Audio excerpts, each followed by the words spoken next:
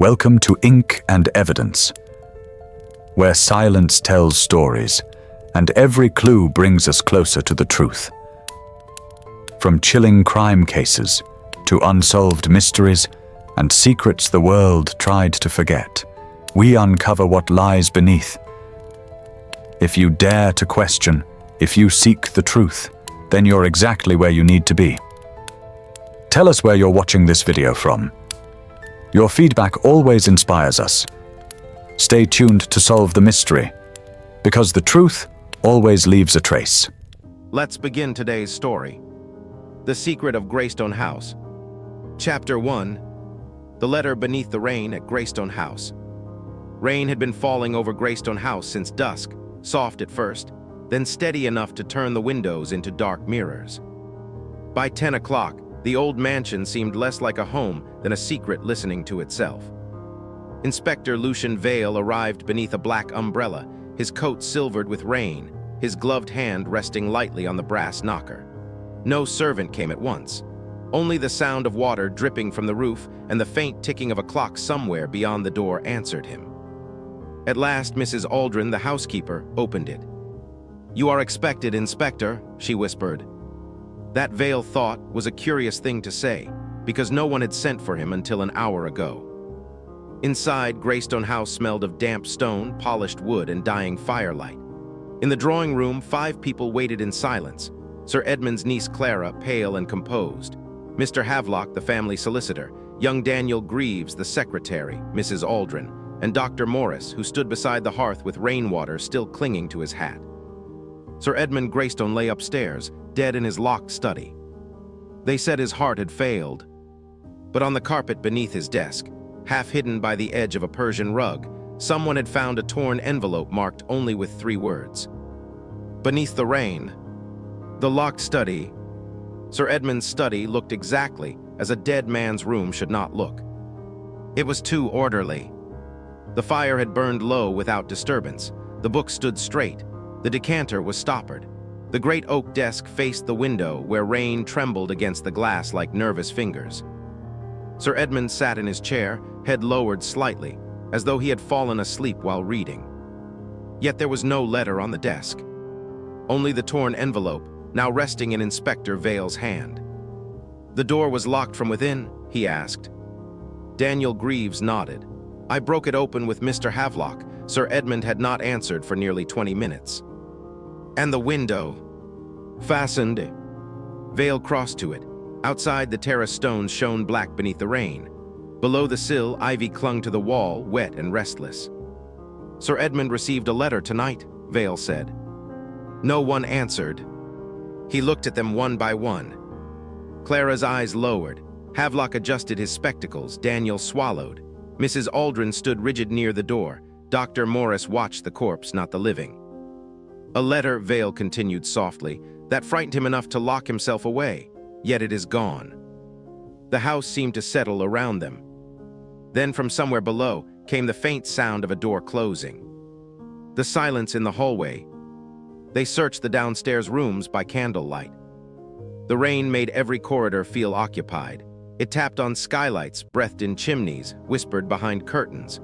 Greystone House was full of small sounds, and every one of them seemed almost human. In the long hallway near the servants' stairs, Vale stopped. There, on the dark runner carpet, lay a single drop of sealing wax. "Blue." He bent and lifted it with the edge of his handkerchief. "Sir Edmund used red wax," said Mrs. Aldrin. "I know," said Vale. At the end of the hallway was a narrow door leading to the garden passage. It was bolted, but the bolt had been recently touched. A faint crescent of mud marked the floor below it. "Who left the house tonight?" Vale asked. "No one," said Havelock too quickly. Clara turned toward him. Vale noticed. In the breakfast room, the inspector found a vase of white roses on the table. One rose had been snapped at the stem. Beside it lay a small fragment of paper, damp at the edges. The writing had blurred, but one line remained. "Tell her before midnight." Vale folded the fragment carefully. Outside, rain thickened against the glass. "The woman who knew." Clara Greystone sat alone in the music room. where the fire was almost gone and the piano reflected candlelight like still water. "My uncle was not a gentle man," she said before Vale asked his first question, "but he was not evil." "Few people are entirely one thing," Vale replied. She gave a sad smile. He received letters for years, always in blue wax, always when it rained. Vale watched her hands. They were calm, except for the thumb pressed hard against her ring finger. "From whom?" "My mother's." "Your mother is dead." "Yes," Clara whispered. "That is what everyone was told." The rain filled the silence between them. Clara explained that Sir Edmund's sister, Marian, had vanished 20 years earlier after a scandal never spoken of in the family. Sir Edmund had claimed she died abroad, but Clara had found old receipts, hidden payments, letters sent to a small house near the coast. "Tonight," Clara said, "he meant to tell me the truth." "Who knew this?" Her eyes moved toward the closed door. "Mr. Havelock arranged the payments. Daniel posted some of the letters. Mrs. Aldrin knew my mother's room was never to be opened." "And Dr. Morris?" Clara's face changed. "He was once engaged to her. Beneath the rain." The key was not in Sir Edmund's study. It was not in his pockets, nor on his chain, nor in the broken lock. Vale found it where no one had thought to look, inside the umbrella stand beside the front door, wrapped in a strip of black ribbon, still wet. The key opened Marian Greystone's old bedroom. The room had been sealed for years, yet no dust lay on the writing desk. Someone had been there recently. Rain pressed against the windows. The candles stirred. In the drawer, beneath folded lace and a faded photograph, Vale found a packet of letters bound with blue ribbon. The final letter was dated that very morning. "Sir Edmund, I have lived quietly because you asked it. I let my daughter believe me dead because you swore it would protect her. But I am ill now. I will not leave this world as a ghost. Tell Clara tonight, or I shall come to Greystone House myself beneath the rain." Vale read it once, then again. When he returned downstairs, everyone was waiting. "Sir Edmund was not murdered for money," he said, "nor for inheritance. He was killed by fear." Dr. Morris stepped forward. "Killed, Inspector, there was no wound." "No," Vale said, "only a heart weak enough to stop when given the proper shock." The last confession. Vale placed the letters on the table. Sir Edmund died after reading a letter, but not this one. This one was hidden. The letter he read tonight was forged. No one moved. The forged letter claimed Marian had died before reaching the house. It accused him of letting her die unseen. The shock killed him. Then the letter was removed, the room locked, and the key hidden. Havelock's face had turned gray. "You cannot prove that." Vale placed the blue wax beside him. "You sealed the letters for Sir Edmund. You knew the color. You knew Marian was coming, and you knew that if Clara met her mother, the old will might be changed." Havelock's mouth trembled. But it was Mrs. Aldrin who began to cry. "I only gave him the key," she whispered. "Mr. Havelock said Sir Edmund must be spared disgrace." Vale looked at Havelock. Disgrace is often the mask greed wears when it wishes to sound respectable. The solicitor sat down slowly, as though his bones had become old all at once. Outside, a carriage approached through the rain. Clara rose before anyone spoke. The door opened. A frail woman stood in the hall, veiled in gray, rain shining on her shoulders. For a moment, no one breathed. Then Clara stepped forward, and Marian Greystone lifted her trembling hands to her daughter's face. Dawn at Greystone House. By morning, the rain had softened to mist. Greystone House no longer seemed watchful. It seemed tired, as though a long-kept sorrow had finally been allowed to sleep. Mr. Havelock was taken away before sunrise. Mrs. Aldrin remained in the kitchen, weeping quietly into her apron. Dr. Morris stood by the garden door, looking out at the wet roses, knowing that some wounds returned too late to heal cleanly. In the drawing room, Clara and Marian sat beside the fire. They spoke little. Some reunions are not made of words at first. They are made of hands held tightly, of glances that ask forgiveness, of silence no longer empty. Inspector Vale prepared to leave as pale light entered the windows. Clara followed him to the door. "Inspector," she said, "why did the envelope say beneath the rain?" Vale glanced back at the old house, at the dark roof shining under the morning sky.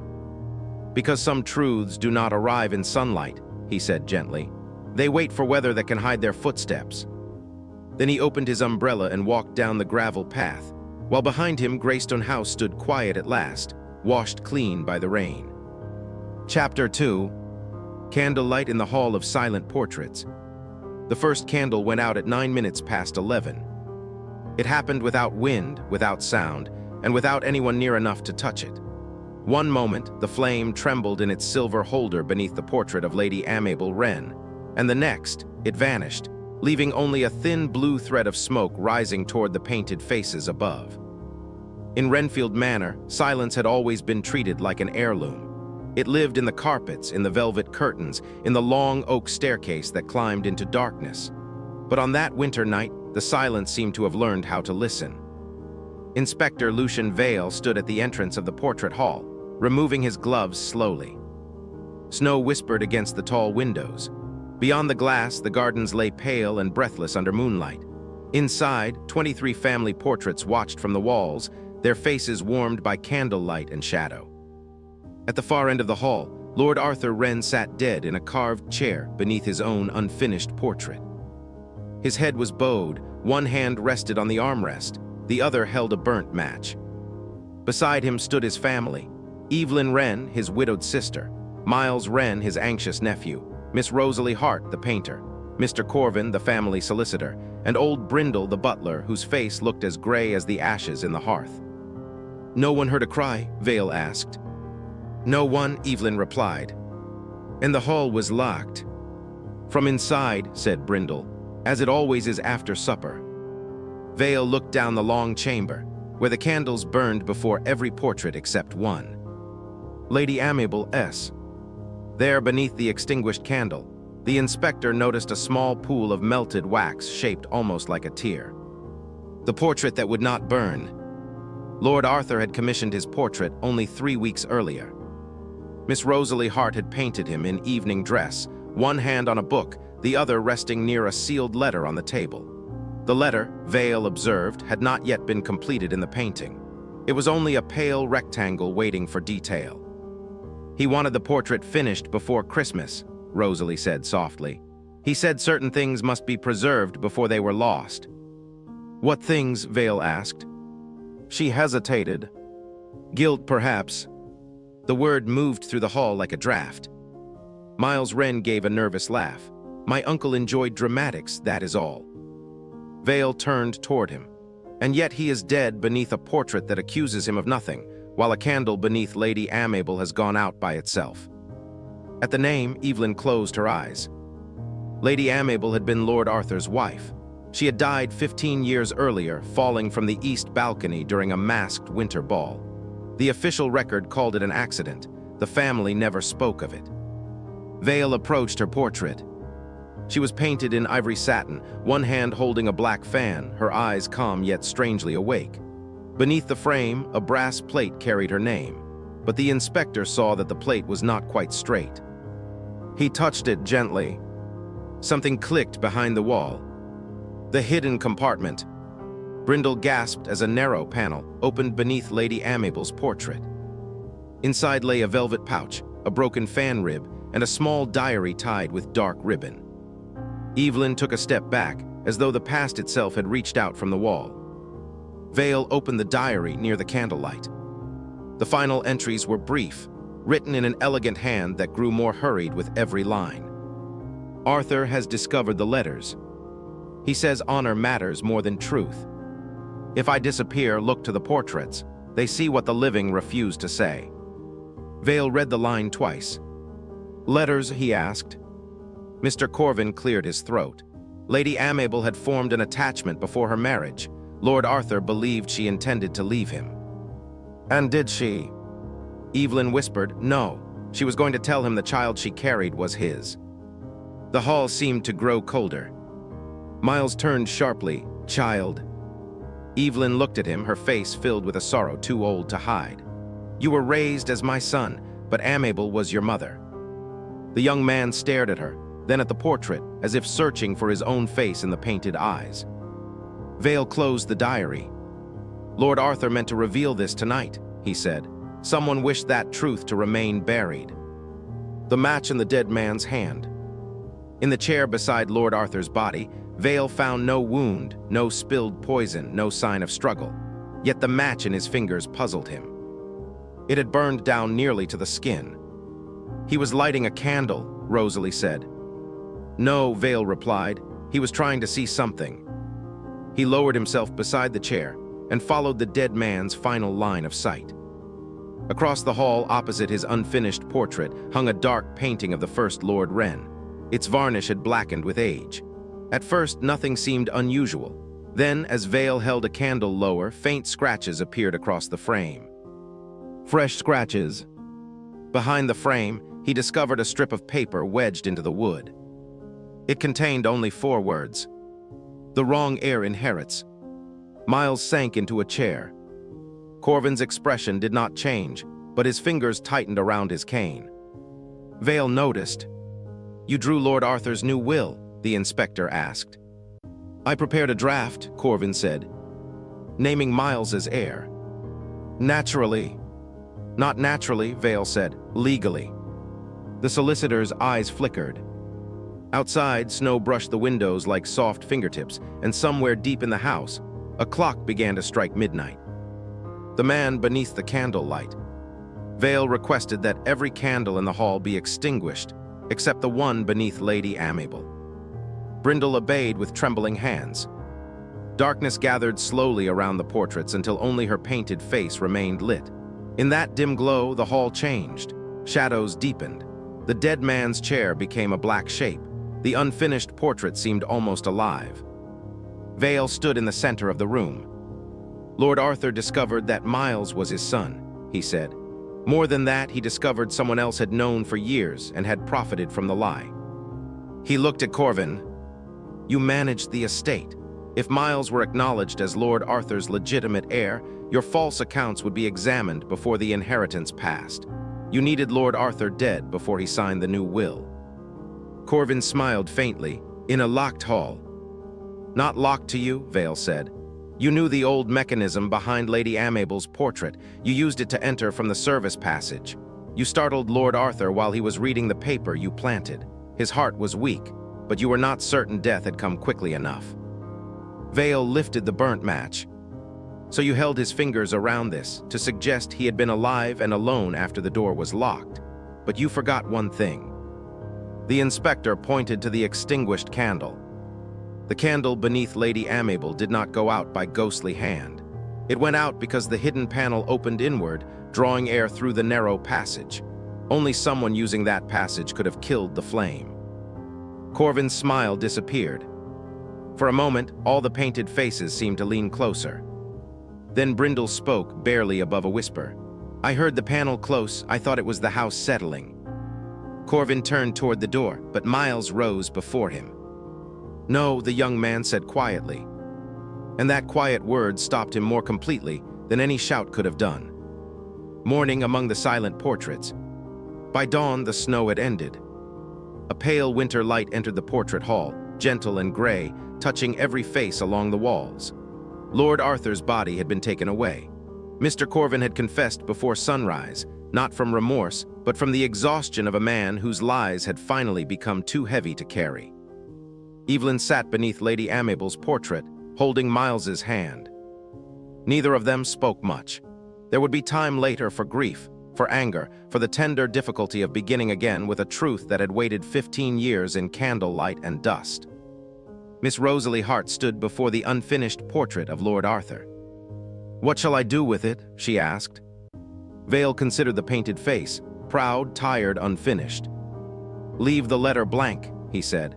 Some confessions arrive too late to deserve decoration. He walked toward the doors as Brindle opened them. Behind him, the candles had burned down to pools of wax beneath the watching portraits. Lady Amable's flame alone still lived, small and steady in the morning air. Vale paused once at the threshold. The hall no longer felt silent in the same way. It was not the silence of secrets now, but of things finally heard. Then he stepped out into the pale winter morning, leaving Renfield Manor behind him, its portraits calm at last beneath the soft, forgiving light. Chapter 3. The Widow in Blue and the Clock That Never Moved. The clock in Briarwell House had not moved for 17 years. It stood at the end of the north parlor, tall and black against the wallpaper, its brass pendulum still, its hands fixed forever at 20 minutes past 2. No one wound it, no one touched it. Yet every night just before midnight the servants swore they heard it tick once. On the evening Inspector Lucian Vale arrived. Snow lay thick on the hedges and blue dusk pressed gently against the windows. The house smelled of coal smoke, lavender polish, and old grief. Lady Helena Briarwell stood beside the fire in a gown of deep blue silk. She had worn that color every day since her husband died. "They call me the Widow in Blue," she said calmly. "People prefer names to truths." Vale looked toward the silent clock. "And tonight," he asked, "the truth has returned." Lady Helena's hand tightened around her handkerchief. At her feet lay a sealed envelope, damp with melted snow. Inside was a single line.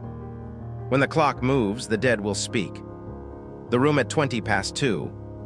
Sir Malcolm Briarwell had died in that same parlor 17 years earlier. The official story was simple. He had risen late after a winter gathering, entered the room alone, and collapsed beside the clock. His heart, the doctor said, had failed him. Lady Helena, then only 23, had been found unconscious upstairs. Since that night, the clock had remained frozen at the exact minute of his death. Vale walked slowly around the room while the household watched from the doorway. There was Lady Helena, her brother Adrian Valehurst, Miss Clara Finch, the companion, Mr. Oswald Peake, the solicitor, and old Mrs. Rusk, the cook, who kept rubbing her hands against her apron as if trying to clean off memory itself. "Who found the envelope?" Vale asked. "Miss Finch," Lady Helena replied. Clara lowered her eyes. It was on the doorstep at dusk. "No footprints." The snow had already begun to fall again. Vale knelt beside the clock. Dust lay thick on the carved base, but near the little brass keyhole, he saw a clean crescent mark.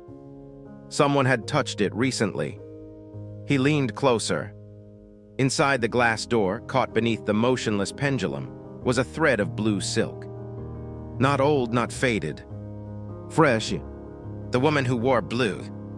Lady Helena received Vale in the small library, where the fire burned low and the shelves smelled faintly of leather and rain. "You think I placed that thread there?" she said. "I think someone wished me to think so." A little sadness moved across her face. "That is kinder than most have been." She told him the blue dress had begun as mourning, then became armor. Sir Malcolm had been admired by the county, feared by his servants, and disliked by nearly everyone who knew him closely. "He was not a gentle husband," she said, looking into the fire, "but I did not kill him." "Did you love him?" The question was quiet, but it touched something hidden. "I was young," she answered. "I loved the life I thought I was entering. That is not the same thing." Vale studied her, and the clock. She looked toward the wall, though the parlor was beyond it. "I heard it strike once that night. After Malcolm had died, I thought I imagined it." A knock came at the door. Miss Clara Finch entered with tea, but her hands trembled so badly that the spoon rang softly against the cup. Vale noticed the sound. So did Lady Helena. The letter in the snow. Near midnight, Vale asked that the household remain in the parlor. Outside, snow fell steadily, softening the garden paths and whitening the dark yew trees. Inside, lamps glowed amber, and the dead clock stood between shadows like a judge waiting to pronounce sentence. At 11:58, no one spoke. At 11:59, Mrs. Rusk began to pray under her breath. Then, just before midnight, the clock ticked. Once, a small, dry sound. Lady Helena closed her eyes. Vale stepped forward quickly and opened the clock case. Behind the pendulum, hidden where no casual glance could see, was a folded letter, yellowed with age. Its wax seal had broken long ago. He removed it carefully. The handwriting was Sir Malcolm's. "Helena, if I do not leave this house alive, know that I have hidden the truth where time itself will guard it. Peake has stolen from me. Adrian knows. They mean to force my signature tonight. I fear they may go further." Vale looked up. Adrian Valehurst had gone pale. Mr. Peake, however, only smiled thinly. A convenient ghost story. Not a ghost story, Vale said. A mechanism, the clock was stopped but not dead. Someone arranged it to release one tick each night when the temperature dropped and the metal contracted. A reminder or a warning. He turned the letter over. On the back was another sentence, written shakily. If Helena is blamed, look beneath the blue. Beneath the blue. Lady Helena's blue gown was not the only blue thing in Briarwell House. There was a blue carpet in Sir Malcolm's former study, a blue vase in the hall, blue curtains in the east bedroom. But Vale went instead to the portrait above the parlor mantel. It showed Lady Helena in her first year of marriage, dressed not in morning blue, but in pale summer white. Around her shoulders was a sapphire blue shawl. Beneath the blue, Vale murmured. He lifted the portrait from the wall. Behind it, tucked into a narrow crack in the paneling, was a small account book. Mr. Peake made the slightest movement toward the door. Adrian caught his sleeve. For the first time that evening, the brother and the solicitor looked less like allies than men tied together by fear. Vale opened the book. There were false investments, forged transfers, signatures copied with patience and greed. Sir Malcolm had discovered them on the night he died. Adrian, desperate and indebted, had helped Peake corner him in the parlor. They had meant only to frighten him into silence. Only, Vale said softly, as if tasting the word. Adrian sank into a chair. He reached for the bell. Peake struck his hand away. Malcolm fell. His head hit the clock. And you stopped the hands at 2:20, Vale said. Peake's face hardened. He was dead already. But Helena was not, Vale replied. You drugged her wine, carried her upstairs, and let the house believe grief had overwhelmed her. Then you wrapped suspicion around her like that blue silk. Lady Helena stood very still. For 17 years, she had been a widow inside a story written by other hands. The clock moves. Peake denied everything until Mrs. Rusk spoke. Her voice came from the doorway, thin but steady. I saw Mr. Adrian carrying her ladyship upstairs. I was afraid. Mr. Peake told me I would lose my place, and no one would believe a cook over a gentleman. Vale said nothing. He only let the silence receive her courage. Peake reached for his coat, but Clara Finch stepped before the door. No more, she whispered. It was not dramatic. It was not loud. Yet something in the room changed, as though the house itself had exhaled. By dawn, the constables had taken Mr. Peake away. Adrian remained behind, broken by confession and shame. Lady Helena stood before the clock as morning light slowly touched the glass. May I, she asked. Vale handed her the brass key found in Peake's traveling case. For a moment, her fingers trembled. Then she placed the key into the clock and turned it. The pendulum moved. Once, twice, then steadily. The hands crept forward from 2:20, leaving behind the hour that had imprisoned her life. Lady Helena listened, tears shining quietly on her face. Outside, the snow had stopped. The garden lay untouched in silver beneath the first pale light. Vale took his hat from the table. Time is merciful only when truth is allowed to move with it, he said gently. Lady Helena looked at the clock, then at the blue silk of her gown. That morning, for the first time in 17 years, she asked Clara to bring her something white. Chapter 4. Footsteps above the locked east wing. The footsteps began at midnight.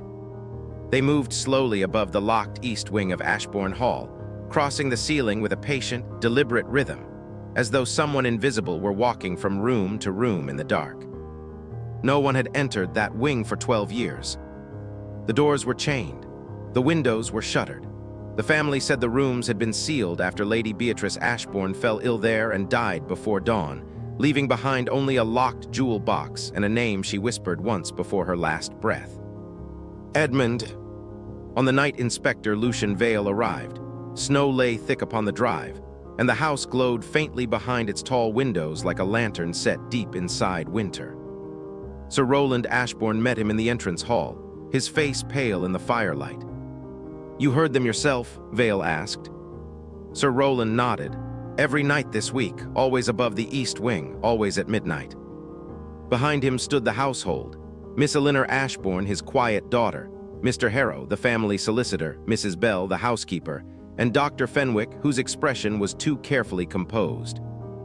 Then from somewhere above them came a single soft creak. Everyone looked up. The locked corridor. The east wing doors stood at the end of a long corridor, where the air felt colder than the rest of the house. 2 iron chains crossed the entrance, fastened with an old brass lock. Dust rested thick on the floorboards before it, undisturbed except for one narrow mark near the skirting board. Vale knelt and touched it. "A recent scrape," he murmured. Mrs. Bell crossed herself. "No one goes there, Inspector, not since Lady Beatrice." Sir Rowland held the candle higher. "My wife died in that wing. I locked it myself. And kept the key in my study safe." Vale glanced at Mr. Harrow. The solicitor gave a thin smile. "I witnessed the ceiling of the rooms, quite proper." Vale's attention returned to the floor. There, caught against the edge of the carpet, was a tiny thread of gray wool. Not dust-covered. Fresh. At midnight, they waited beneath the ceiling. The house seemed to hold its breath. Snow tapped softly against the windows. The candles burned straight and still. Then the footsteps came. Slow, measured above them. Elinor Ashbourne whispered, "Mother." But Vale's eyes were not on the ceiling. They were on Dr. Fenwick, whose hand had tightened around his walking stick. The room behind the wall. The key in Sir Rowland's safe opened the east wing lock, but not easily. When the chains fell away, the corridor beyond breathed out a smell of closed air, old linen, and faded perfume. Dust lay everywhere, except along one wall where a faint path had been brushed clean. Vale moved forward with his candle. The rooms were still furnished. Chairs wore white covers, mirrors were veiled. In Lady Beatrice's bedroom, the bed remained made, the curtains drawn, the hearth cold. On the dressing table stood the locked jewel box. Sir Rowland looked away. "She wore a sapphire necklace the night she became ill," he said quietly. "It vanished afterward. I thought she had hidden it." Vale lifted the box. It was empty, but beneath it, pressed flat against the wood, was a scrap of paper brown by age. The writing was faint but legible. "Edmund knows the passage." "Elinor," Vale said softly. "Who was Edmund?" "My mother's brother," she replied. "He disappeared before I was born." Sir Rowland's face darkened. "He was a disgrace, a gambler, a thief." "And dead?" Vale asked. "No one knows." At that moment, a sound came from behind the wall. Not footsteps. A breath. The hidden stair. The panel opened behind Lady Beatrice's wardrobe. It revealed a narrow staircase climbing between the walls, black with dust and cold as a cellar. Vale entered first, candle held low. The others followed slowly, their silence broken only by the soft creak of old wood. At the top, the passage ran above the east wing ceiling. There, beneath the rafters, lay the explanation for the footsteps, a boardwalk hidden in darkness, connecting the servants' stair to the sealed rooms below. Someone had been walking above the wing without ever entering it. Vale bent near the boards. He found candle grease, gray wool fibers, and a torn corner of an envelope marked with the crest of Ashbourne Hall. Mr. Harrow reached for it too late. Vale looked at him. A solicitor should know that haste is often more revealing than confession. Harrow said nothing. At the far end of the passage, they found a small trunk. Inside were old letters, a man's coat, and a sapphire necklace wrapped in a handkerchief embroidered with the initials B.A. Sir Rowland went still. Vale opened one of the letters. "My dear Beatrice, if Rowland discovers what Harrow has done, he will blame me. Hide the necklace until I return. Edmund." Elinor's voice trembled. "Then my uncle was not the thief."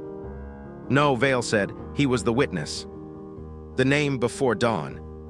In the drawing room, the fire had burned low, casting amber light over every uneasy face. Vale placed the letters and necklace on the table. "Lady Beatrice discovered that Mr. Harrow had been stealing from the estate," he said. "He blamed Edmund, knowing Sir Rowland would believe it, but Beatrice hid the necklace to protect her brother until the truth could be proved." Sir Rowland's voice was hoarse. "My wife died of fever." Dr. Fenwick looked into the fire. Vale turned to him. "Did she?" The doctor's face tightened. "Harrow came to me," Fenwick whispered. "He said Lady Beatrice was hysterical, that she would ruin innocent men with wild accusations. I gave her a sleeping draught, only a draught. And too much of it, Vale said. Fenwick closed his eyes. Sir Rowland staggered as though struck. Harrow, Vale continued, needed the necklace found now because the estate accounts are being reviewed. If the old evidence remained hidden, it might still expose him. So he used the passage Edmund knew, walked above the sealed wing, frightened the household, and hoped Sir Rowland would order the rooms opened. Then he could recover what he had failed to find 12 years ago. Harrow's calm finally broke. You have no proof I killed her. No, Vale said, but you let suspicion kill Edmund, grief kill Sir Rowland's peace, and silence bury Lady Beatrice. Sometimes murder is not one act. Sometimes it is a life arranged around a lie. Mrs. Bell stepped forward, trembling. I saw Mr. Harrow near the servants' stair last night. I was afraid to speak. Not anymore, Elinor said, taking her hand. Mourning over Ashbourne Hall. By dawn, the snow had stopped. The constables led Mr. Harrow away across the pale courtyard, while Dr. Fenwick remained in the library, broken beneath the weight of what he had allowed. Sir Rowland stood alone in the east wing, before his wife's cold hearth. For a long while he said nothing. Then he placed the sapphire necklace on Lady Beatrice's dressing table, where winter light touched it gently. I called her brother a thief, he whispered. Vale stood near the door, then let the truth call him something else. Elinor found Edmund's final letter inside the hidden trunk. He had written that he was leaving to gather proof, and that if he did not return, Beatrice must trust no one but herself. He had never known she died before morning. The footsteps did not come again. Ashbourne Hall seemed different in daylight. The corridors were still old, the portraits still solemn, the east wing still full of dust and sorrow. Yet the house no longer listened in fear. It remembered. As Inspector Vale prepared to leave, Elinor walked with him to the entrance hall. Do secrets always leave footsteps? She asked. Vale looked toward the ceiling, where silence rested at last. Always, he said gently, but we rarely hear them until the house has grown tired of keeping them. Then he stepped into the white morning, while behind him the locked east wing stood open, and the dead were quiet at last. Chapter 5. The gardener's lantern and the whisper in the glass house. The lantern was found burning in the snow at half past midnight. It stood alone beside the garden path of Bellwether Hall, its little flame trembling behind green glass, throwing soft circles of light across the white ground. Around it, the snow lay untouched except for one narrow trail of footprints leading toward the old glass house.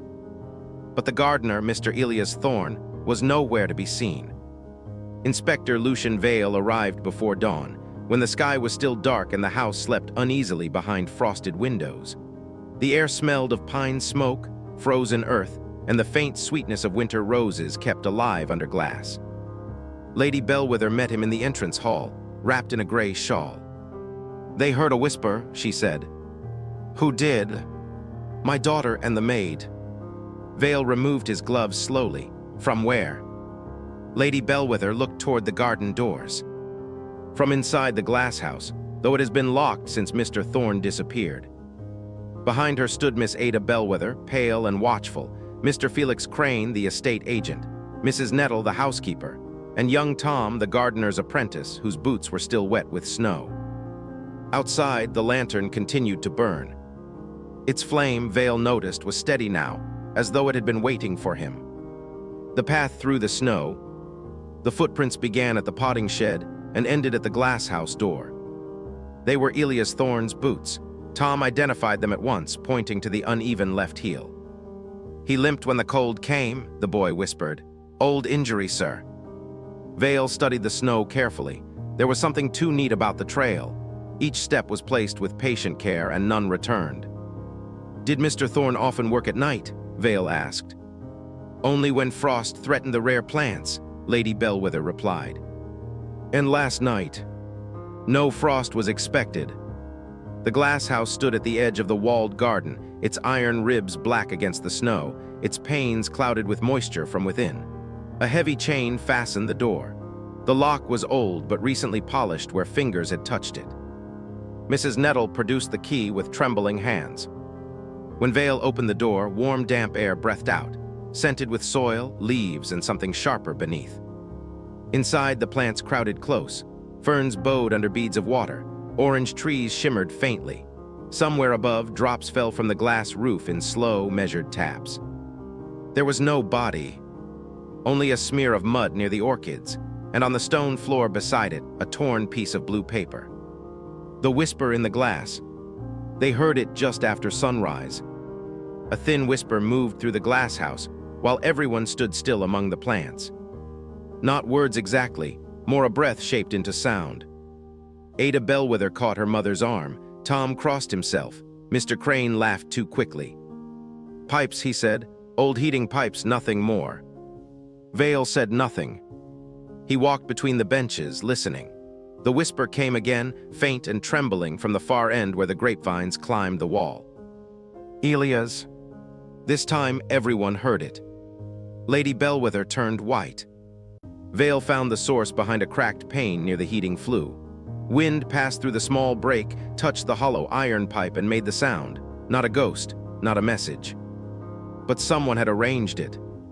A strip of blue paper had been wedged into the crack, narrowing the air just enough to form the name. Vale held it beside the torn piece from the floor. They matched. "Someone wished the house to hear Mr. Thorne's name," he murmured. Ada whispered, "Or wished us to think he was dead." Vale turned to her. "And is he?" She lowered her eyes. "The gardener's secret." Elias Thorne's cottage stood beyond the orchard, small and neat, with ivy at the windows and a stack of firewood under snow. Inside, everything was orderly. His coat was missing, but his best boots remained by the hearth. A half-written letter lay on the table, weighted by a pruning knife. "Lady Bellwether, I cannot keep silent any longer. What was buried in the glass house must not remain there. If harm comes to me, ask Miss Ada what she saw beneath the camellias." Vale read the letter quietly. Ada stood by the door, her face turned toward the gray morning. "I was 10, she said at last. "My father had died that spring. Mr. Crane came often. Mother trusted him with everything. And beneath the camellias." She closed her eyes. "I saw him bury a box. Mr. Thorne saw it too. He told me never to speak unless he did." Felix Crane stepped forward sharply. "Childhood imagination." "You remember it very clearly for something imaginary," Vale said. Mrs. Nettle gave a small sound from the corner. Vale looked at her. She whispered, "There was money missing from the estate accounts that year. Her ladyship believed it had been lost in bad investments." Crane's smile hardened. "This is absurd." Outside the cottage window, snow slid softly from a branch. Inside, the silence became very clear. Beneath the camellias. The camellias grew at the back of the glass house, their dark leaves glossy in the damp warmth, their pale blossoms opening like small winter moons. Vale asked Tom for a trowel. The boy hesitated, then knelt and began to dig where Ada pointed. The soil was loose beneath the surface, newer than the earth around it. After a few minutes, the trowel struck wood. They lifted out a small iron box, rusted at the corners and bound with twine. Inside were old account ledgers, letters, and a silver brooch shaped like a swallow. Lady Bellwether gasped. "That was my husband's gift to me. It vanished after his death." Vale opened the ledgers. The writing was Felix Crane, S. For years, he had stolen small amounts from the estate, disguising them as repairs, seed orders, drainage work, and glasshouse expenses. Lord Bellwether had discovered the theft before he died, but Crane had hidden the evidence after the funeral, believing grief would cover what deceit could not. "Mr. Thorne found the box recently," Vale said. "He intended to reveal it." Crane's face had lost all warmth. "You cannot prove I harmed him." "No," Vale replied gently. "Not yet, but I can prove you tried to make his disappearance look like a haunting. The planted footprints, the lantern, the whisper, all designed to draw us here, but only after you had recovered the box." Crane's eyes flicked toward the door. It was a small movement, but Vale saw it. The lantern's flame. The truth was waiting in the lantern. Vale returned to the snowy path and lifted it carefully. Beneath the handle, where melted snow had refrozen, was a dark smear. Not soot. Blood. Tom began to cry before anyone spoke. "He is alive," Vale said quietly. He turned toward the potting shed. Mr. Thorne's footprints began there, not because he walked from it, but because someone carried him there first and used his boots afterward.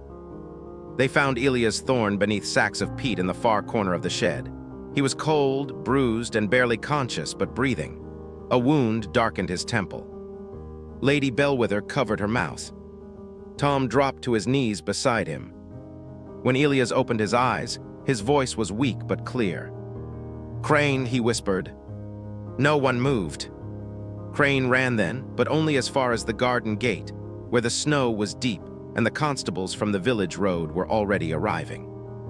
By the time the sun lifted pale gold over Bellwether Hall, Felix Crane had confessed enough to condemn himself. He had struck Thorne in panic, hidden him in the shed, then staged the glass house haunting to return later for the buried box.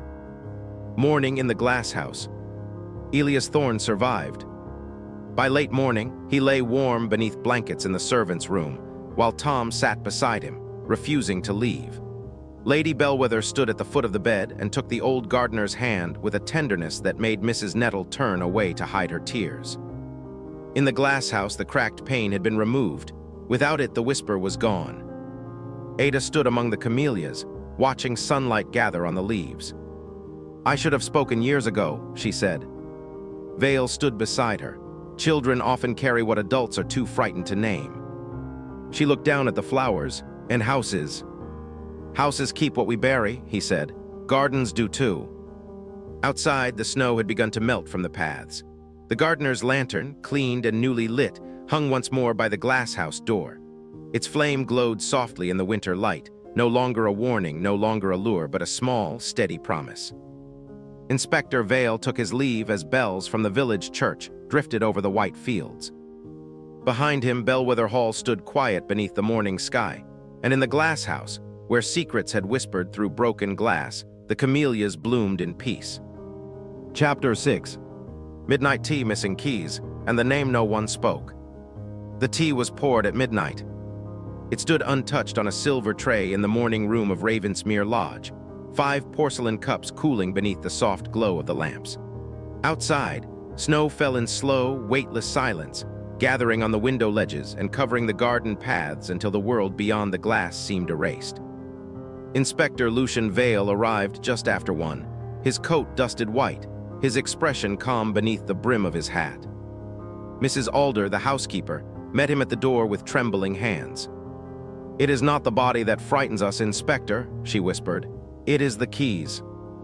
In the morning room, Mr. Basil Wren lay dead beside the hearth, one hand resting near his teacup. He had been the master of Ravensmere Lodge, a collector of clocks, locks, and family grievances. Around him stood the household, his niece Evelyn March, his nephew Thomas Wren, Mr. Sallow, the solicitor, Mrs. Alder, and Miss Nora Blythe, the companion whose eyes were red but dry. Vale looked at the tray. "Who made the tea?" "I did," Mrs. Alder said, "as always." "And who drank?" "No one," Evelyn answered softly. Uncle raised his cup, then stopped. He said one name and fell. Vale turned. "What name?" No one spoke. "The missing keys." Mr. Wren had kept every important key on a brass ring at his waist. The ring was found beside him. 3 keys were missing. Vale lifted the ring carefully.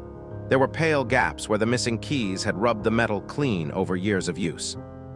"The study key," said Mrs. Alder, "the cabinet key, and the key to the old nursery." At the word nursery, Thomas looked away. Vale noticed. Why would a dying man speak a name no one will repeat? Mr. Sallow adjusted his cuffs. Mr. Wren was ill, perhaps he imagined something. "People near death rarely imagine the thing everyone else fears," Vale replied. He crossed the room. A grandfather clock ticked softly beside the window. On the mantel sat a small locked tea caddy, polished and ornate. Its keyhole was scratched. Near the hearth, Vale found a drop of wax the color of dark amber. "Was there a candle here tonight?" "No," said Mrs. Alder, "only lamps." Vale looked toward the tray. One cup had a faint crescent of tea at the rim, though Mr. Wren had not drunk from it. Someone else had tasted the tea before him. Or tested it. From upstairs came the sudden sound of a door shutting. Everyone froze. Vale looked toward the hall. "The nursery?" he asked. The room no one entered. The old nursery lay at the top of the west stairs, behind a narrow door painted pale blue. No child had lived in Ravensmere Lodge for 26 years. Mrs. Alder carried a lamp while Vale examined the lock. It had not been forced, yet the brass around it was bright where a key had recently turned. Inside, dust softened every surface. Toys stood in still rows on a shelf. A little iron bed rested beneath the window. Snowlight made the room appear almost underwater. On the rocking chair lay one of the missing keys. The study key. Beside it was a faded ribbon and a child's wooden horse with one wheel broken. Evelyn stood in the doorway, face pale. "I remember that horse. You were a child here. For one summer, before my aunt died. No one speaks of her either." Evelyn's lips trembled. Her name was Clara. The room changed when she said it. Thomas whispered, "Do not." But the name had already entered the air. Clara Wren had been Basil's younger sister. The family story was simple. She ran away with a musician, leaving disgrace behind. Basil had forbidden her name in the house. Vale picked up the ribbon. It was not dusty. Someone had placed it there that night. The tea caddy. Back in the morning room, Vale asked for the tea leaves. Mrs. Alder brought the locked caddy with shaking fingers. "The cabinet key is missing," she said, "but the caddy key is kept inside the cabinet." "Convenient," Vale murmured. Mr. Sallow smiled faintly. "Inspector, surely you do not suspect poison? The doctor said Mr. Wren's heart was weak." "He may be correct," Vale said, "but weak hearts are easily persuaded." He examined the caddy. The amber wax had sealed it once. Someone had broken the seal and resealed it clumsily. Beneath the lid lay black tea mixed with pale fragments of dried foxglove. Mrs. Alder began to cry. "I did not know. I swear I did not know." Vale closed the lid gently. "Someone meant him to drink, but he did not." "Then how did he die?" Thomas demanded. Vale looked toward Basil Wren's still hand. "Fear." At midnight, Basil had seen something before he raised the cup, something that brought the forbidden name back to his lips. The inspector turned to Miss Nora Blythe. "You were the last person to speak with him before tea." She lowered her gaze. "He received a letter." "From whom?" Her silence answered first. Then she whispered, "From Clara." The name no one spoke. Clara Wren had not run away. The truth was hidden in Basil's study, behind a locked cabinet whose missing key was found inside Mr. Sallow's overcoat. He protested, but not convincingly. In the cabinet lay letters wrapped in blue paper, a birth certificate, and a small photograph of Clara holding a baby. Nora Blythe stood very still when Vale placed the photograph on the desk. "You are Clara's daughter," he said. She closed her eyes. "Yes." Her mother had died in poverty 6 months earlier, but not before telling Nora the truth. Basil had cast Clara out because she intended to reveal that Mr. Sallow, then a young clerk, had stolen from the family trust. Sallow had convinced Basil she was unstable, immoral, unworthy of belief. "And tonight," Vale said, "you came here as companion to learn whether your mother had lied." "She had not," Nora whispered.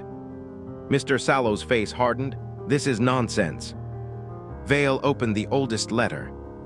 "Basil, if you silence me, the child will one day return with my name."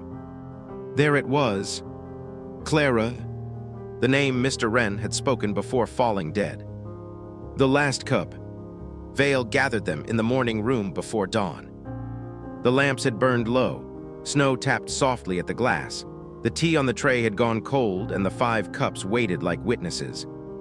Mr. Sallow feared Miss Blythe would uncover the past, Vale said. He stole the keys, entered the study, removed the letters, then placed some in the nursery to frighten Mr. Wren.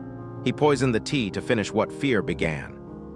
Sallow gave a dry laugh, yet the man did not drink. "No," Vale said, "because Miss Blythe tasted the tea first." Nora looked up sharply. "You suspected the caddy had been opened. You wet your finger, touched the tea to your tongue, and wiped the rim of the cup. Then you warned Basil with Clara's letter. He saw her name, understood what he had done, and his heart failed before poison could complete the work." Mrs. Alder whispered, then she saved him. She tried, Vale said gently. The final missing key fell from beneath the coal scuttle when the fire settled. The nursery key, blackened with soot. Sallow had hidden it there, hoping ash would swallow what guilt could not. But guilt, like metal, survives fire. Morning at Ravensmere Lodge. By morning, the snow had stopped. Mr. Sallow was taken away through the white garden path, his footprints dark and brief behind him. Thomas stood in silence, ashamed of all he had refused to hear. Evelyn remained beside Nora, holding her hand as though repairing a family thread long cut and nearly lost. In the nursery, Vale placed Clara's photograph on the little mantel. The room no longer felt abandoned, it felt remembered. Mrs. Alder brought fresh tea, unsealed and fragrant, and for the first time in many years, Clara Wren's name was spoken aloud in Ravensmere Lodge without fear. Nora stood at the window, watching pale sunlight gather on the snow. My mother wanted only to be believed, she said. Vale put on his gloves. Truth often asks for very little, he replied, only room enough to stand. As he stepped outside, the morning air was clean and cold. Behind him, the house settled softly, no longer guarding its silence. And in the morning room, the untouched midnight tea was carried away, while the missing keys lay together at last beneath the light. Chapter 7. The hidden passage behind the chapel fireplace. The chapel fire had not been lit for 20 years. Yet on the night Inspector Lucian Vale came to Blackthorn Abbey, warm ash lay inside the old stone fireplace, and the faint smell of smoke drifted beneath the carved angels in the rafters. Outside, snow fell over the ruined cloisters and gathered softly on the graves. Inside, candlelight trembled across pews that no one used, stained glass saints watched in red and blue silence, and the house beyond the chapel seemed to hold its breath. Lady Margaret Ashwell stood near the altar, wrapped in black wool. My brother was found here, she said quietly, at dawn. Sir Julian Ashwell lay dead beside the chapel hearth, one hand resting on the cold stones, his face turned toward the fireplace as if he had seen something beyond the flames. Around him stood the household, Lady Margaret, her nephew Philip, Reverend Hale, the family chaplain, Mrs. Crowe, the housekeeper, and Mr. Voss, the estate solicitor, whose silver spectacles reflected the candlelight but not his thoughts. Vale knelt beside the hearth. Among the ashes, he found a scrap of scorched paper. Only 3 words remained. Behind the mercy, the chapel of cold prayers. Blackthorn Abbey had once been a monastery, and its chapel still carried the hush of old vows. The fireplace was set beneath a stone carving of Saint Agnes, her hands folded in pity, her face worn smooth by centuries of smoke and prayer. Vale studied the carving for a long moment. Behind the mercy, he murmured. Reverend Hale shifted uneasily. Saint Agnes is called the Merciful One in village tradition. Then perhaps she has been guarding something. Mrs. Crowe crossed herself. No one enters this chapel at night. And yet there was a fire, Vale said. Philip Ashwell, pale and restless, stepped forward. Uncle Julian had strange habits. He came here often after midnight. Since when? Since receiving a letter 3 days ago. Lady Margaret's eyes lowered. Vale turned to her. From whom? She answered after a pause. From a woman named Elise Marlowe. At the name, Mr. Voss looked toward the windows. It was a small movement. Vale noticed. Elise Marlowe was a maid here long ago, Lady Margaret continued. She disappeared before I was born. My father forbade her name. Outside, the wind moved through the cloisters like a low whisper. Inside the chapel, the ash settled without sound. The stone that turned. Vale asked for the chapel to be cleared, but he did not leave. With a candle in one hand, he searched the fireplace inch by inch. The soot on the inner wall was old, except at one place where stone had been recently scraped clean. He pressed his fingers against the carving of Saint Agnes. Nothing happened. Then he touched the word carved beneath her feet. Mercy. The stone shifted. A narrow crack opened behind the fireplace, breathing out air that smelled of dust, damp earth, and something sealed away from daylight. Lady Margaret gave a quiet gasp. Philip stepped back. Reverend Hale whispered a prayer. Vale raised the candle. Behind the hearth, a passage descended into darkness. The steps were narrow and worn in the center. Old cobwebs hung along the walls, but several had been recently broken. "Sir Julian knew," Vale said. Mr. Voss cleared his throat. "Many old houses have priest holes and passages. It need not mean anything criminal." "No," Vale replied, "but men rarely die staring into harmless architecture." They followed him down slowly. The passage led beneath the chapel floor, then turned toward the oldest part of the abbey. At the end stood a small chamber lit only by Vale's candle. Inside was a wooden chest, a rusted lantern, and a child's shoe, cracked with age. Lady Margaret covered her mouth. Vale opened the chest. Within lay letters tied in faded green ribbon, a silver locket, and a baptism record bearing one name: Elise Ashwell Marlowe, the woman beneath the abbey. Elise Marlowe had not merely been a maid. She had been Sir Julian's half-sister. The letters told the story gently at first, then with increasing fear. Lord Ashwell, Julian and Margaret's father, had loved Elise's mother before his marriage, then sent her away when reputation demanded obedience. Elise was raised in service inside the same house that denied her blood. When she discovered the truth, she threatened to reveal it. Then she vanished. Lady Margaret sat on the chapel pew as Vale read the letters aloud. Her face had grown white, not with shock alone, but with recognition of a cruelty inherited unknowingly. "My father," she whispered, "said she stole jewelry and fled." "She did not flee," Vale said. In the locket was a tiny portrait of Elise and a lock of dark hair.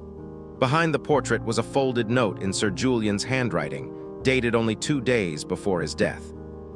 "I know now what was done. I will restore her name before God and law."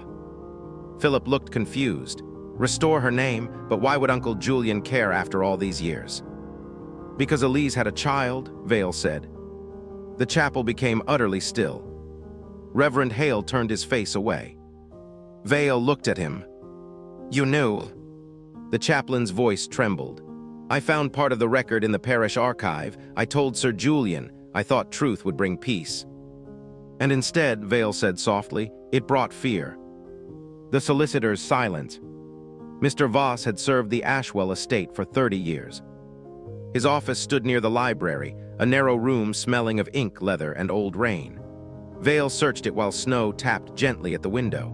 In the bottom drawer of Voss's desk, beneath estate ledgers, he found a small bundle of ash-stained papers. One was a draft of Sir Julian's new will.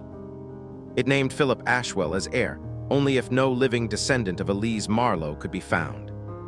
The second paper was a report from a London investigator. Elise's grandson was alive. His name was Edward Lane. Mrs. Crowe, who had stood quietly near the door, suddenly sank into a chair. "My boy," she whispered. Everyone turned. She looked at Lady Margaret with frightened eyes. "Edward Lane is my sister's grandson. We never knew his grandmother's true name. He works at the railway office in Durham." Vale placed the papers on the desk. Sir Julian intended to acknowledge him. That would have changed the inheritance. Philip stared at Voss. "You told me Uncle meant to cut me off because he disliked me." Voss remained still. "I advised Sir Julian all my life," he said. "I protected this family." "No," Vale replied. "You protected the version of it that paid you." The fire at midnight. The final truth lay in the ash. Vale returned to the chapel and sifted carefully through the remains of the midnight fire. Beneath the blackened wood, he found a melted seal from Sir Julian's signet ring and a fragment of green ribbon. "The letters were burned here," he said, "but not all of them. Sir Julian had already hidden enough below." Lady Margaret stood beside him, her grief quiet and stern. "Was my brother murdered?" Vale looked at the dead man's still face, then at the narrow passage behind the hearth. "He was followed here. He opened the passage. He took out the letters. Mr. Voss confronted him, perhaps pleaded first, then threatened. Sir Julian's heart was weak. The argument killed him before violence was needed." Voss exhaled slowly. "Then I did not murder him." "You burned the letters while he lay dying," Vale said. "You dragged the hearth screen aside, lit the fire, destroyed what you could, and meant to return for the rest. You left him on the stones because a dead man could not accuse you." Philip spoke, voice low, "And you used me." Voss did not answer. From the chapel doorway, Mrs. Crowe said, "Sir Julian sent a telegram yesterday to Edward." Vale turned to her. "He is coming," she whispered. For the first time, Voss looked afraid. Morning behind the Mersey. Dawn came slowly over Blackthorn Abbey. The snow had stopped, and pale light entered the chapel through the stained glass, laying soft colors over the stone floor where Sir Julian had fallen. Mr. Voss was taken away before the household bell rang for breakfast. Philip stood silently in the cloister, ashamed not of losing an inheritance, but of how easily fear had made him cruel. Edward Lane arrived before noon, a modest young man with railway soot on his cuffs and confusion in his eyes. Lady Margaret met him in the chapel. She did not explain everything at once. Some truths are too heavy to place whole into a stranger's hands. Instead, she gave him the silver locket and said Elise's name aloud. The chapel seemed warmer after that. Reverend Hale spoke a short prayer for the dead and for the unnamed, for those buried by shame and those recovered by courage. Mrs. Crowe wept quietly beside the pews. Inspector Vale stood near the old fireplace, watching sunlight touch the carving of St. Agnes. "Behind the Mersey," Lady Margaret said. Vale nodded, "A curious hiding place." "No," she replied softly, "perhaps the only proper one." As he left Blackthorn Abbey, the passage behind the chapel fireplace remained open. Dust still clung to the steps and sorrow still lingered in the stones, but the silence had changed. It no longer concealed. It remembered. Chapter 8. The confession in the library before dawn. The confession was found before the body. It lay on the library desk at Harrowmere House, folded once beneath a silver paper knife, with ink still shining wet in the lamplight. Outside, snow pressed softly against the tall windows, muffling the world beyond the estate until even the trees seemed to be listening. Inspector Lucian Vale arrived at 4 in the morning. The house smelled of cold stone, dying embers, and old books. In the library, Lord Everett Harrowmere sat dead in his leather chair beside the hearth, his face calm, one hand resting near an untouched glass of brandy. Around him stood the household: his sister, Lady Beatrice, his ward, Miss Evelyn Hart, Mr. Crispin Vale, the solicitor, Mrs. Mallow, the housekeeper, and young Robert Harrowmere, the nephew who would inherit everything. No one wept loudly. That was the first thing Vale noticed. The second was the confession. He lifted it gently and read the final line aloud. "I have done what justice would not do." The signature beneath it was Evelyn Hart, S. The girl who confessed. Evelyn stood near the window in a pale gray dress, her dark hair loose over her shoulders. She looked very young in the lamplight and very tired. "Did you write this?" Vale asked. She did not answer at once. The fire gave a soft collapse behind him. "Yes," she whispered. Lady Beatrice turned sharply. "Evelyn, no." Vale studied the girl's hands. There was ink on her fingers, but none beneath her nails. Her cuffs were clean. Her eyes were red, yet not from recent tears. "Why?" he asked. Evelyn looked toward Lord Everett. "He ruined my father." Mr. Crispin Vale cleared his throat. "Inspector, Miss Hart's father died in debt. Lord Everett took her in out of charity." "Charity is often the ribbon tied around obligation," Vale said quietly. Robert Harrowmere laughed under his breath, then stopped when Vale looked at him. On the desk beside the confession stood the brandy glass, untouched. Near the inkwell lay a faint dusting of white powder, almost invisible against the blotter. Vale bent closer. "Who found him?" Mrs. Mallow clasped her hands. "I did, sir. I brought coals for the fire before dawn." "And the door?" "Locked from within." Vale looked at the library door. The key remained in the lock. But the bolt had not been drawn. The locked library. The library had 2 entrances, the main door from the hall and a narrow French door opening onto the winter terrace. Snow had drifted against the glass outside, unbroken except for the delicate marks of one bird's feet on the sill. "No one came from there," Robert said. "The snow proves it." "Snow proves only what it has had time to cover," Vale replied. He examined the French door. It was fastened, but the brass latch held a small scratch, fresh and bright. On the carpet beneath it lay a single thorn from a winter rose bush outside. Lady Beatrice saw it and grew pale. "My brother walked there at dusk," she said. "He was troubled." "By what?" She hesitated. "By a letters." Vale turned. "From whom?" No one answered. At last Mrs. Mallow whispered, "From Mr. Hart's old clerk." "Evelyn's father." The name seemed to dim the room. Vale opened Lord Everett's desk drawers. In the bottom drawer, beneath estate accounts and theater programs, he found a sealed packet marked, "Harrowmere Trust, Private." The seal had been broken that night. Inside were contracts, forged signatures, and a small photograph of Evelyn as a child, standing beside her father. On the back, in Lord Everett's handwriting, were 4 words. She must never know. The secret in the firelight. Dawn was still an hour away when Vale asked everyone to remain in the library. The fire had been built higher, and its glow moved softly over the shelves. Outside, the sky remained black-blue, the snow faintly luminous beyond the glass. Lord Everett did not take Miss Hart in from kindness alone, Vale said. He took her in because he had helped destroy her father. Evelyn closed her eyes. The Harrowmere Trust was meant to protect her inheritance. Lord Everett and another man diverted the funds, leaving Mr. Hart disgraced. He died believing himself ruined by his own mistake. Robert shifted beside the mantel, and naturally the girl killed him. No, Vale said. The word was soft, but it stilled the room. She wrote the confession, yes, but not because she killed him. She wrote it because someone convinced her that Lord Everett deserved punishment and that her confession would protect another. Evelyn looked up slowly. Vale turned toward Robert. You showed her the documents tonight. Robert smiled faintly. I showed her the truth. Not all of it. Vale lifted the glass of brandy. Lord Everett did not drink this. The poison was not in the glass. Mr. Crispin frowned. Then where? In the paper knife.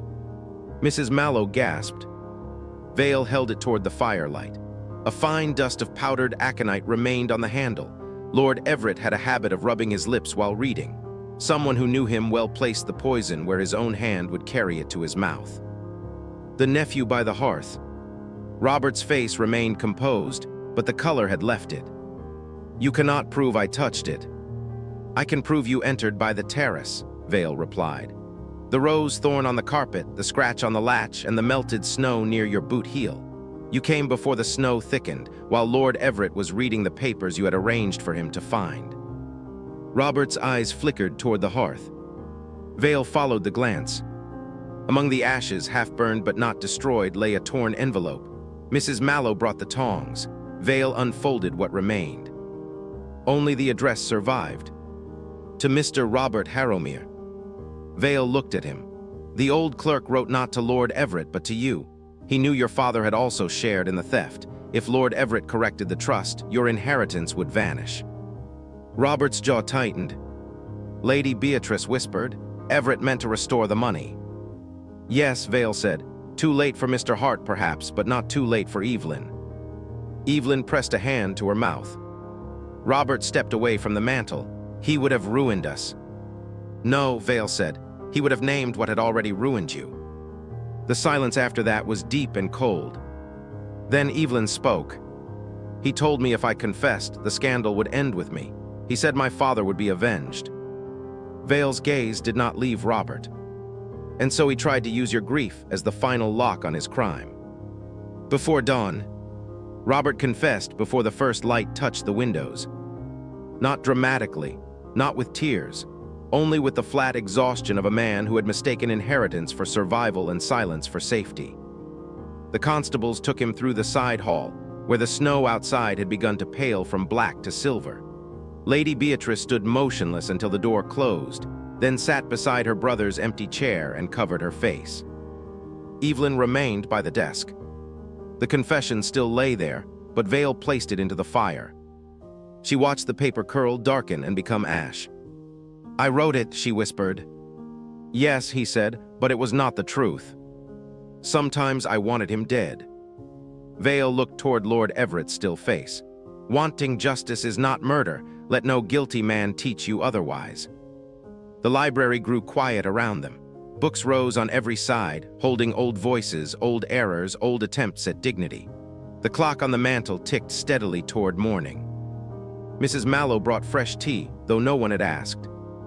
Evelyn took the cup with both hands. Beyond the windows, the snow had stopped. Morning in the library. Dawn entered Harrowmere House slowly. It touched the desk first, then the chair where Lord Everett had died, then the shelves of leather-bound books glowing softly like embers that refused to go out.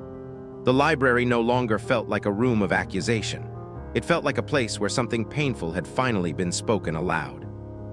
Lady Beatrice found the corrected trust papers in Lord Everett's safe before breakfast. They named Evelyn as the rightful beneficiary and included a letter of apology written in a hand made unsteady by illness and remorse. Evelyn read only the first line, then folded it carefully. Some apologies, Vale knew, required more than one morning to receive. He put on his gloves near the door. "Inspector," Evelyn said, "will the truth help?" Vale looked back at the library, at the fire at the desk, where the false confession had burned. "Not at once," he replied gently. "Truth is not always comfort, but it is the first room in the house where healing may sit down." Outside, the sky had cleared. As Vale stepped into the pale winter morning, Harrowmere House stood behind him in silence, its library windows bright with dawn, and the confession that had been meant to bury the truth had become the very thing that brought it into the light. Chapter 9. What was buried beneath Greystone House? The first sign was not a body. It was the smell of earth. Inspector Lucian Vale noticed it the moment he entered Greystone House, though winter rain had washed the gardens clean, and the old stone halls smelled mostly of coal smoke, damp wool, and polished wood. Beneath all of it lingered something darker, colder, as though a cellar door had been opened after many silent years. Lady Eleanor Greystone stood beside the entrance fire, her black dress touched with gray ash from the hearth. "My brother has vanished," she said. "Since when?" "Since midnight." Around her the household waited in uneasy silence. Mr. Ambrose Vale, the solicitor, Clara Greystone, the young niece, Mrs. Bellamy, the housekeeper, and Samuel Pike, the old groundsman, whose boots left wet marks on the marble floor. Vale looked toward the corridor leading down to the cellars. "And why send for me before dawn?" Lady Eleanor's face tightened. "Because before he disappeared, Sir Adrian said something was breathing beneath the house." The locked cellar door. The cellar door had been locked for 30 years. It stood below the servants' staircase, its black iron hinges furred with rust, its keyhole packed with old dust. Yet the dust had been disturbed. A clean circle marked the lock, and on the stone floor beneath it lay 3 grains of fresh soil. Mrs. Bellamy held the lamp with trembling hands. "No one goes down there, sir, not since the east foundation collapsed." "Who kept the key?" Vale asked. Lady Eleanor answered, "My brother." "And now?" "Missing." Samuel Pike shifted heavily. "There is another way down through the old coal chute, but no gentleman would use it." Vale turned to him. "Perhaps that is why it was used." The rain tapped softly on the high kitchen windows. Somewhere above, the house creaked in the wind, settling like an old creature disturbed in sleep. Clara Greystone, pale and quiet, stepped closer. "My uncle had been frightened for days," she said. "He received a letter." "From whom?" She hesitated. "From someone named Martin Hale." At the name, Lady Eleanor closed her eyes. Ambrose Vale spoke quickly. "A dead man, a servant dismissed before Miss Clara was born." Inspector Vale looked from one face to another. "Dead men," he said softly, "are often blamed because they cannot correct the story." The room beneath the floor. The missing key was found in Sir Adrian's bedroom, hidden inside the lining of his dressing gown. Vale opened the cellar door just as the first pale hint of morning touched the rain clouds outside. The air below rose cold and stale, carrying the scent he had noticed in the hall: wet earth, rotting timber, and secrets long pressed under stone. The steps descended into darkness. At the bottom lay a vaulted chamber older than the house above it. Wine racks stood empty. Cold dust marked one corner. Along the far wall, the floor had been broken open. Someone had been digging.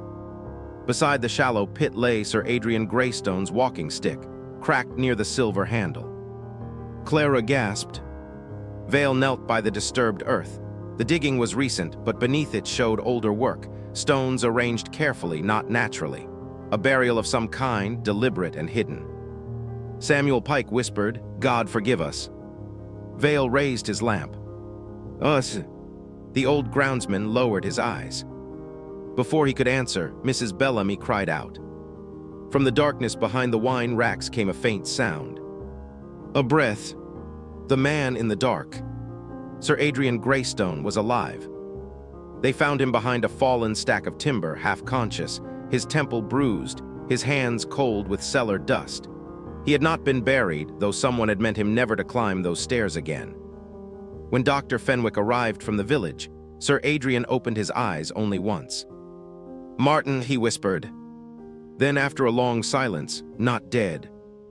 The name moved through the cellar like a match touched to paper. Lady Alina gripped the wall. Ambrose Vale stared at the pit. Clara looked at them all with dawning fear. "Who is Martin Hale?"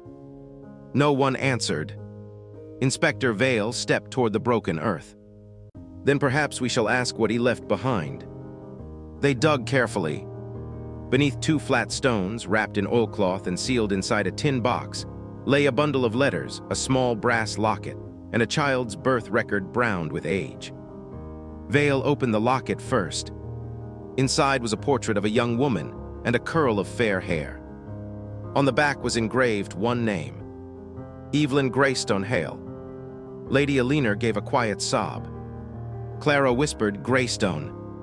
Vale unfolded the birth record. The buried name. Martin Hale had not been merely a servant. He had married Evelyn Greystone, Sir Adrian and Lady Alina's elder sister, in secret. Their child had been born in the village and hidden from the family, because old Lord Greystone would not allow his daughter's name to be joined to a man without title or fortune. The letters told the rest. Evelyn had died soon after childbirth. Martin had come to Greystone House with the infant, begging that the child be acknowledged. Instead, he was accused of theft, beaten by hired men, and driven away. The child disappeared into another family. Lady Alina sank into a chair in the cellar chamber. "I was young," she whispered. "Father told us Evelyn had died abroad. Adrian believed him." But later, Vale said, Sir Adrian discovered the truth. Ambrose Vale's face remained still, but his eyes had sharpened. Inspector Vale lifted another letter, recently opened. It was dated 1 week earlier. "Sir Adrian, I am Martin Hale's grandson. I know what was buried beneath Greystone House. I ask only that my grandmother's name be restored." "Edward Hale?"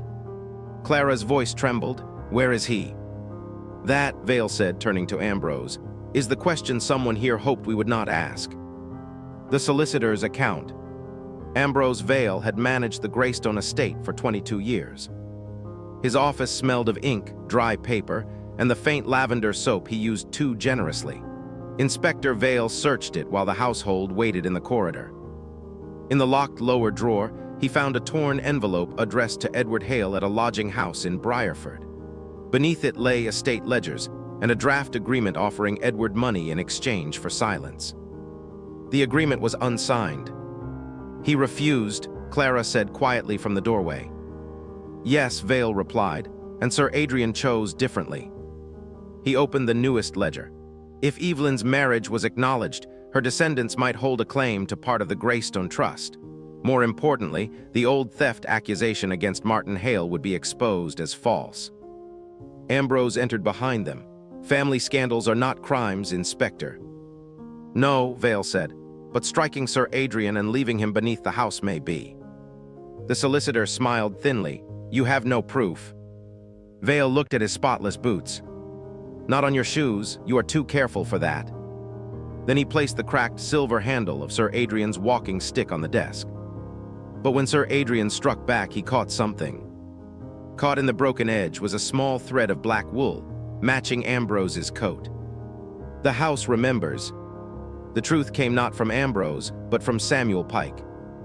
The old groundsman stood in the library before dawn, cap in hand, his face lined with shame. "I helped bury the box," he said. "Not the man, never the man. Old Lord Greystone ordered it, said Mr. Martin was a liar and a thief. I was 19. I believed gentlemen knew better than I did." "And tonight?" Vale asked. "I saw Mr. Ambrose near the coal chute. Later, I found mud on the back steps. I was afraid to speak." Lady Alina looked toward the fire. "We have all been afraid too long." Ambrose tried to leave then, but Clara stepped before the door. She did not raise her voice. "No more," she said.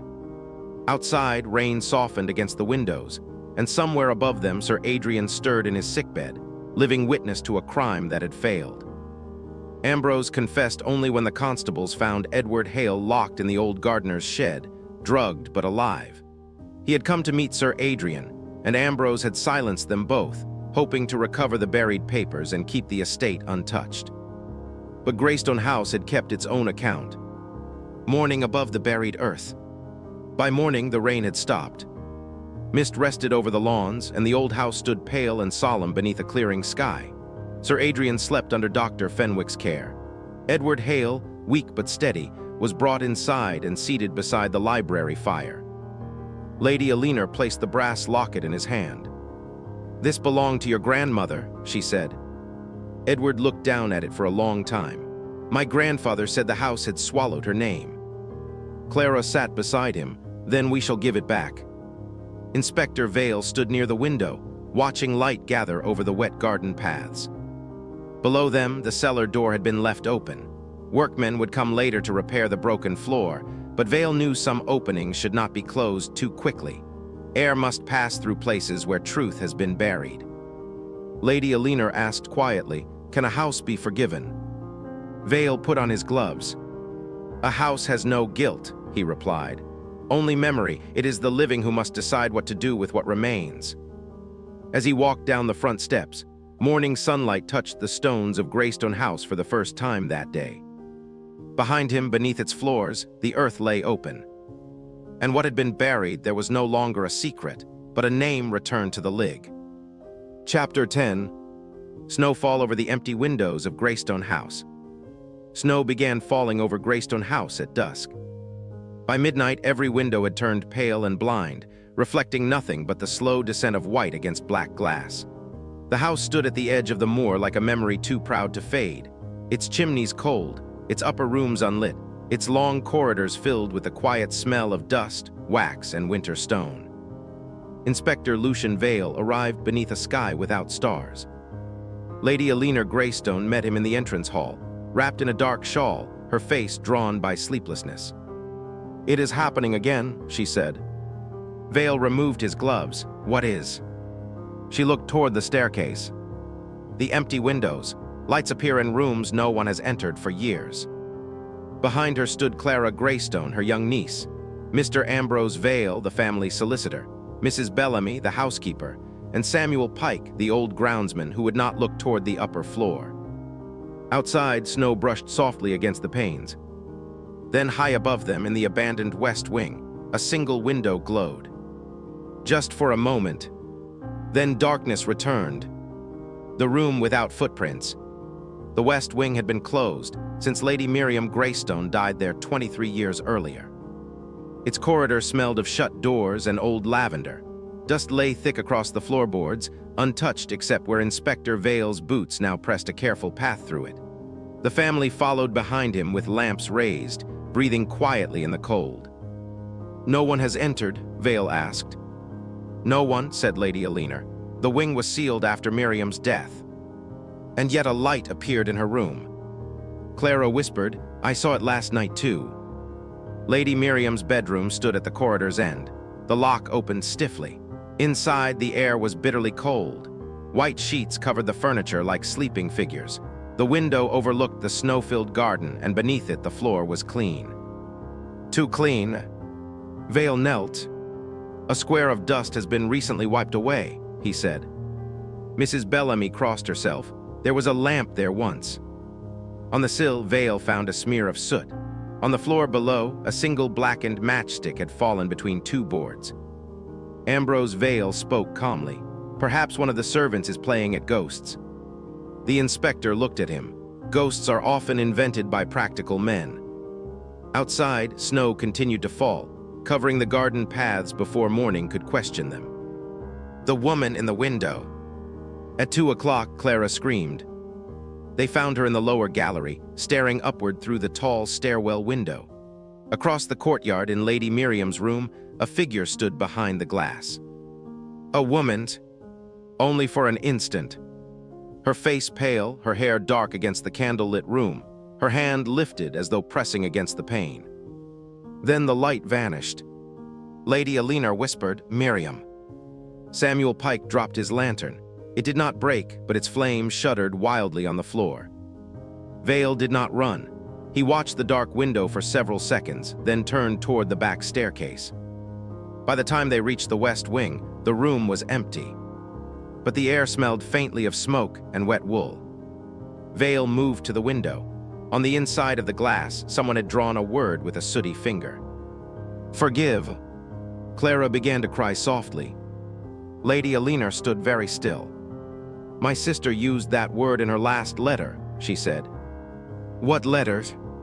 No one answered quickly enough. Vale's eyes moved from Lady Alina to Ambrose. "The one that was never sent," he said. "The letter beneath the snow." Lady Miriam Greystone had not died from illness, as the family record claimed. She had fallen from the west balcony during a winter storm, and the event had been softened afterward into something quieter, more respectable, less troubling to read. "She was unhappy," Lady Alina said in the morning room, where the fire burned low and orange light warmed the silver tea service. "My father said she had become unstable." "And you believed him?" "I was 16. Clara sat beside the hearth, pale and listening. Vale turned to Samuel Pike. "You worked here then?" The old groundsman looked down at his hands. "I cleared the snow after." "After she fell?" "Yes, sir." "Did you find anything?" Samuel's mouth trembled. "A letter near the frozen fountain." Lady Alina closed her eyes. "I gave it to Mr. Ambrose's father," Samuel whispered. "He was solicitor then. He said it must be destroyed." "But it was not," Vale said. Samuel looked toward the window. "No, sir, I kept it. God forgive me, I kept it under the old sundial." They dug at dawn, while the snow fell in silence around them. Beneath the sundial stone, wrapped in oilcloth, was Miriam's letter. It began with one word: "Forgive." The face behind the glass. The letter revealed what Greystone House had buried. Miriam had loved a young architect named Thomas Reed, hired to restore the West Wing. When she became pregnant, her father dismissed him and arranged her confinement in the house. Miriam wrote that she feared for Thomas, who had threatened to expose the family's cruelty. 2 days later, Thomas disappeared. Miriam fell from the balcony the same night. Clara's voice shook. Was the child born? Vale read the final lines. "If they take my child, let someone one day tell her she was loved." Lady Alina gripped the mantle. "Her child." Ambrose Vale spoke coldly. "This is ancient sorrow, Inspector, not a present crime." "No," Vale said, "but someone has made it present." He lifted a small item found inside the oilcloth, a silver locket containing a curl of dark hair and a tiny portrait of a baby. Mrs. Bellamy gasped. "I have seen that locket." "Where?" The housekeeper looked toward Clara. "In Miss Clara's nursery, years ago." Clara stood slowly. The room seemed to tilt into silence. Vale's voice softened. "Clara, your mother was not the woman who raised you." Lady Alina covered her mouth. "And the figure in the window?" Clara whispered. Vale looked toward the snowy courtyard. "Not a ghost, someone wearing Miriam's old dress, using the hidden service stair behind the west wall." Ambrose's expression did not change, but his hand closed tightly around his cane. The hidden stair opened from behind a linen press near the west wing. Vale found it by following the soot marks, the smell of smoke, and the faint drag of wet wool across the boards. The passage was narrow, cold, and built for servants who had once moved unseen through the house.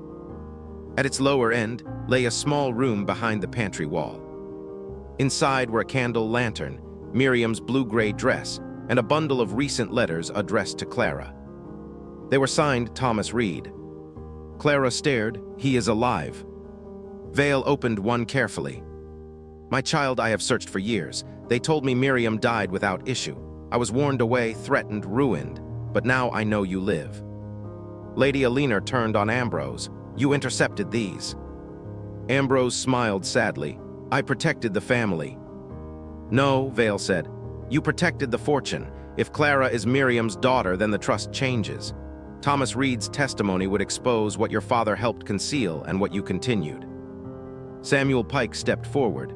"I saw Mr. Ambrose at the West Stair last night." Ambrose's voice hardened. "A servant's memory is a poor foundation." "So is a lie," Vale replied. The constables found Thomas Reed at the abandoned lodge beyond the frozen orchard, weak from cold but alive. He had been summoned there by a false note, locked inside, and left while Ambrose staged the apparition to frighten Clara away from questions. Morning at the empty windows. By morning, the snowfall had ended. Greystone House stood washed in white, its empty windows bright with the first pale gold of dawn.